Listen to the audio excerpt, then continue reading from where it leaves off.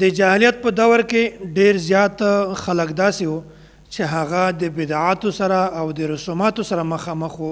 په نن سبا دور کې هم ډیر زیات بشمیره خلک داسې دي چې هغه د بدعاتو سره او د رسوماتو سره مخامخ دي. بعضې خلک په دغه میاشت کې د سفر په دغه میاشت کې د نکاح تقریب یا داسې هر د خوښۍ تقریب چې کومه ده د هغې نه پرهیز کوي، هغه نه اټینډ کوي او داسې هر اهم کار د یغ افتتاح او د یغ شروحات شروع کول چې کومه دي هغه هم په دا میاشت کې نه کوي. وایي چې دا میاشت منحوسه ده، دا میاشت به برکته ده.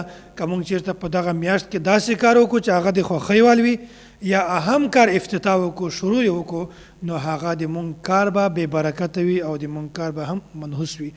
حالانکه دا د دوی سوچ، دا د دوی نظریه بالکل غلطه ده، بالکل فاسده ده. د شریعت د دغه نظریه سره هیڅ تعلق نشته. په کار ده چې خپل دماغ او خپل زړه د داسې خیالاتو نه بالکل پاک کړي. او دا خبره که چیرته په دا میاشت کې نحوست وای نو شریعت به خامخا یو انسان د داسې کار نه منع کولی. خو نکاح دا یو اهم عبادت ده. شریعت هیڅ کله هم څوک په دغه میاشت کې د نکاح کولو نه ده منع کړی، بلکې نکاح دا یو اهم عبادت ده. ولې به شریعت داسې کس د عبادت نه منع کوي چې هغه یو عبادت کوي؟ نو داسې رسول اکرم صلی الله علیه وسلم دا ارشاد ده: من رزقه الله امرأة صالحة فقد اعانه على شطر دینه فلیتق الله فی الشطر الثانی.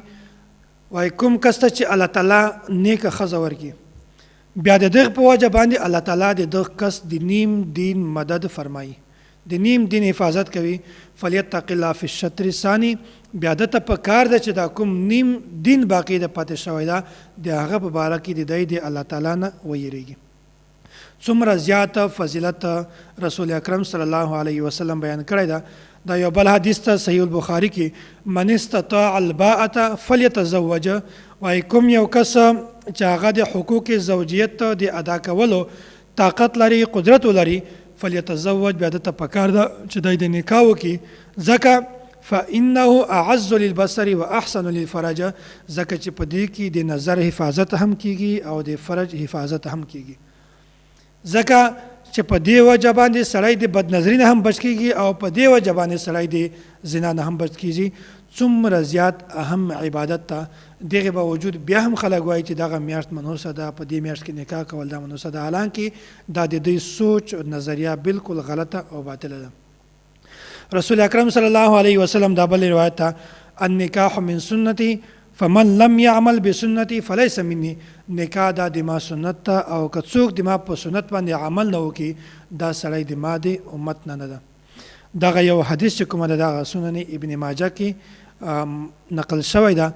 نو دا خبره او دغه نظریه ساتل او دا سوچ ساتل چې په دې میاشت کې نکاح کول یا داسې د اهم کار افتتاح کول، ابتدا کول، دا منحوس کار ده.